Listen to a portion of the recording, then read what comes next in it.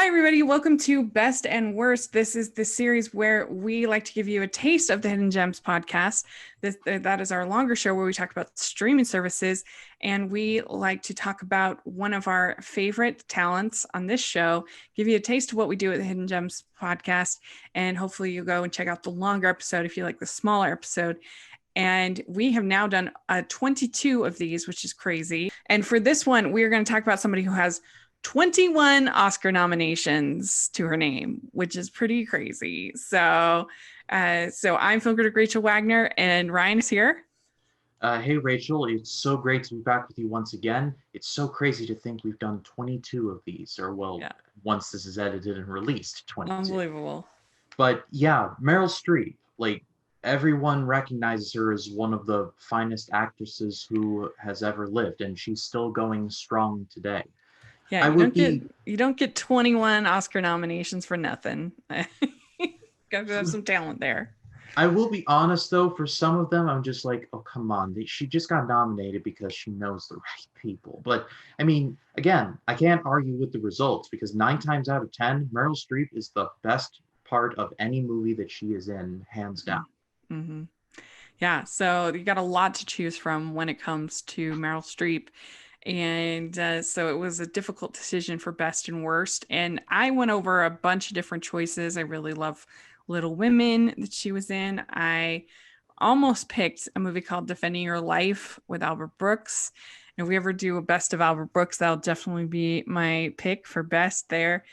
Spoiler alert, but I love her in that. They have great chemistry. It's a really fun movie.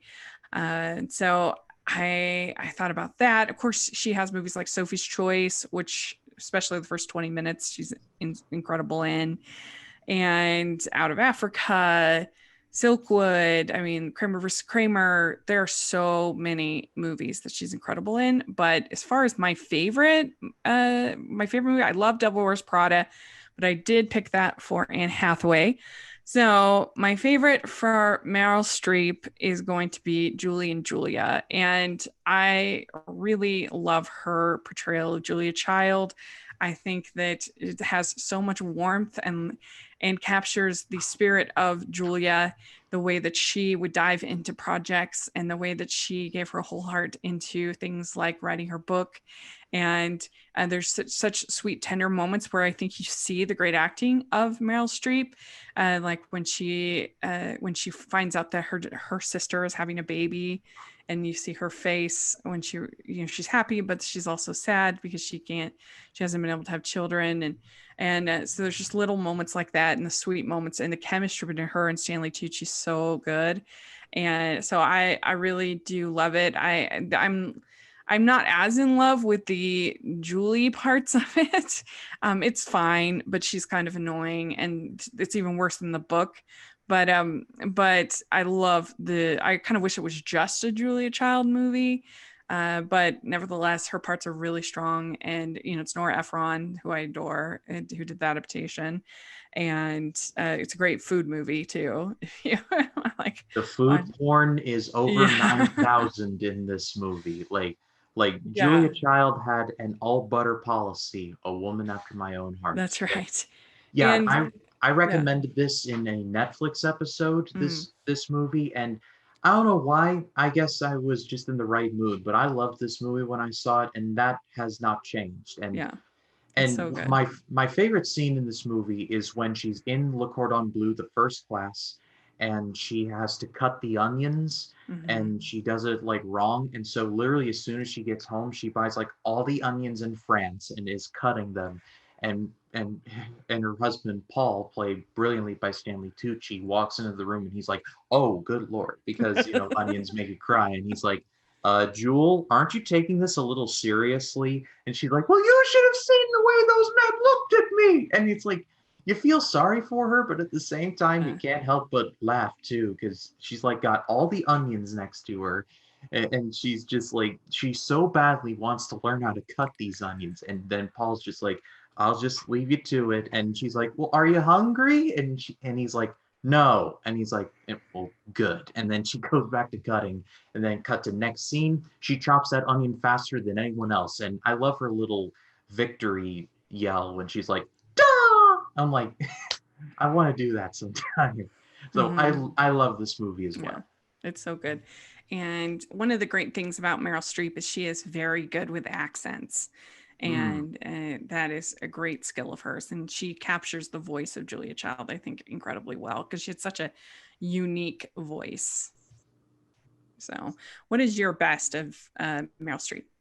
So, like you were mentioning off earlier, with all of the movies that she has been just lauded for, I haven't really seen a good chunk of them. So, my choice is going to be Fantastic Mr. Fox. This is one of my favorite animated movies by a significant margin. Wes Anderson put tender, loving care into Roald Dahl's excellent book. And honestly, one of my favorite parts of the movie is the relationship between Mr. and Mrs. Fox, especially during like in one of the scenes in the opening where Mr. Fox is like, I don't want to live in a hole anymore. It makes me feel poor. And Mrs. Fox is like, we are poor, but we're happy. And he's like, yeah, that she brings up a good point. And then when she finds out that he's been up to his old tricks again, it's just a brutal scene. Like he scratches his face and he's just like, oh God. And you're just like, then she's like, 12 non-Fox years ago, you said that you would never steal another chicken, duck, turkey, or squab, whatever they are. And I believed you.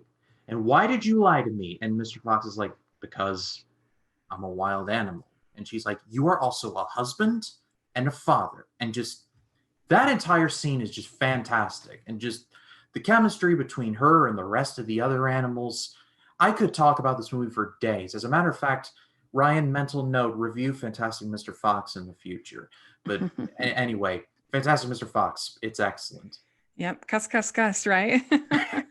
You cuss and cuss. Yeah, I really enjoy Fantastic Mr. Fox as well. I think it's really charming. I love stop motion, so I'm a sucker for almost all stop motion, and I think that's a very good choice. So, my worst of Meryl Streep, and she doesn't really have that many that are like terrible, and I wouldn't even necessarily say this movie is terrible, but it's just such a bad adaptation of the book.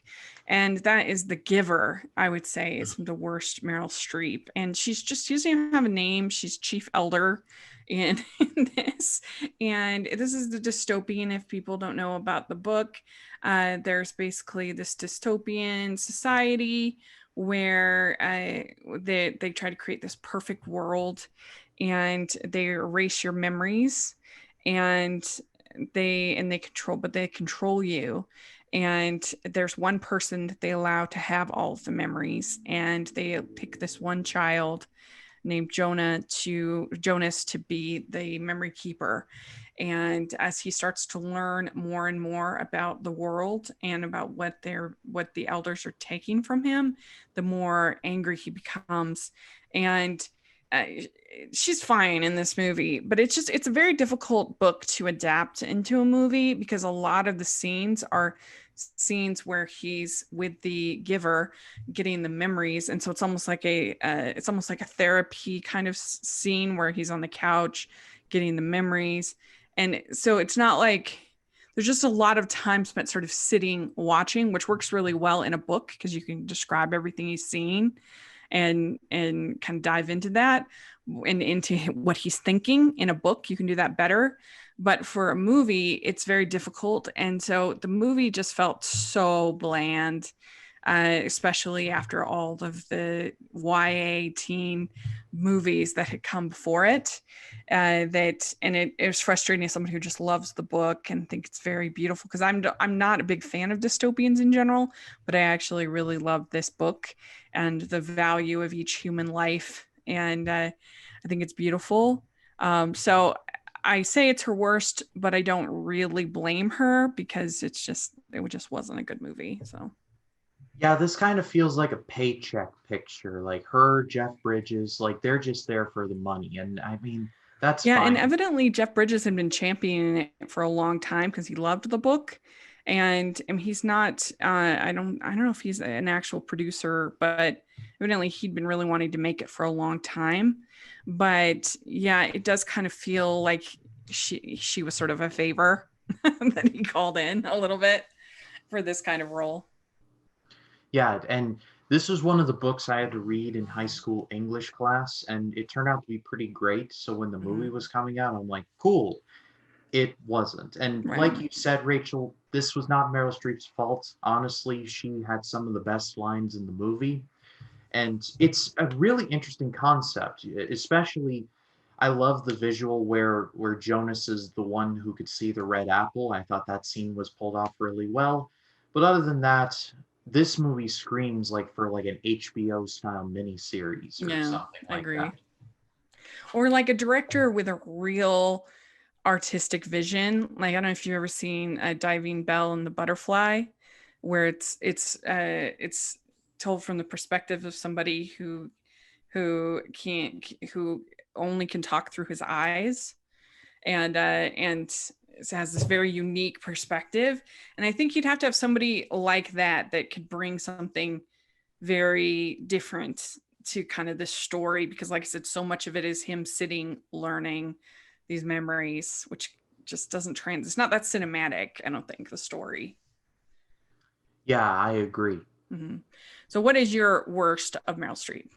So my worst for Meryl Streep, and again, this is a movie that in hindsight, it's probably not her fault, but it's Mamma Mia, and Mm-hmm. this movie has lots of other problems, and honestly, Meryl Streep really isn't one of them. She's trying, and she honestly has a pretty good moment with Amanda Seyfried near the end of the movie that almost makes it worth it, but almost because Pierce Brosnan singing like uh, I Yeah. could go I could just stop it there, and I think half of the people watching are cringing right now, but if I have to go on, let's just say this story is just very, I don't know, I just am not a fan of it. Yeah.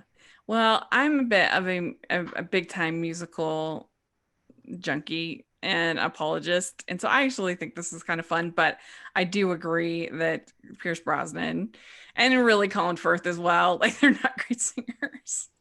Thank God he did the King's Speech 2 years after Yeah. this. But it's an escapist movie. I let you get to see Grease, you get to have some fun ABBA songs. It's enjoyable, but it's certainly not great. And yeah, the singing is questionable, that's for sure.